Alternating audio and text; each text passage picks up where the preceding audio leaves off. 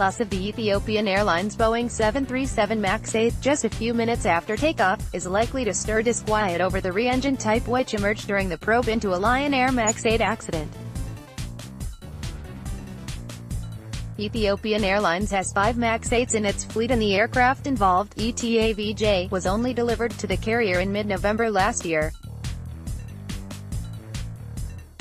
Some 2 weeks before the Ethiopian delivery, a Lion Air MAX 8, which itself was less than 3 months old, crashed into the sea some 12 minutes after taking off from Jakarta on the 29th of October. Indonesian investigators have yet to establish conclusions about the Lion accident but have already found that the aircraft started experiencing flight control problems within 2 minutes of becoming airborne, with fluctuating altitude and automatic nose-down trimming as it attempted to climb to its cruise level.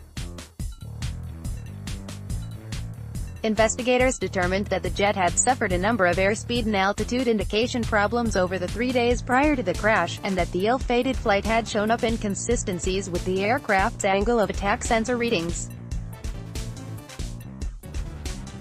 Within a few days of the accident, Boeing issued a notification to 737 MAX operators pointing out that, in manual flight, erroneous angle of attack data could cause the pitch trim system to trim the horizontal stabilizer nose down unless the crew intervened to activate stabilizer trim cutout switches.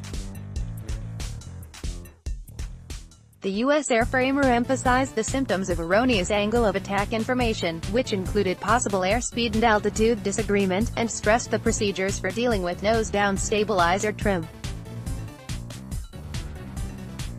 Boeing says it is aware of the emerging information about the Ethiopian accident and says it is closely monitoring the situation. There is no immediate evidence that the Ethiopian aircraft, operating flight ET-302 to Nairobi on the 10th of March, suffered similar problems to the Lion Air jet, although it also came down shortly into its initial climb, having taken off some 6 minutes earlier from Addis Ababa's runway 07R. Meteorological data from Addis Ababa around the time of the accident indicates good visibility and no adverse weather conditions. Ethiopian has 30,737 MAX jets on order. It received its first at the beginning of July last year. The airline already operates a fleet of 737-800s and -700s and recently took delivery of its first converted 737-800 SF freighter.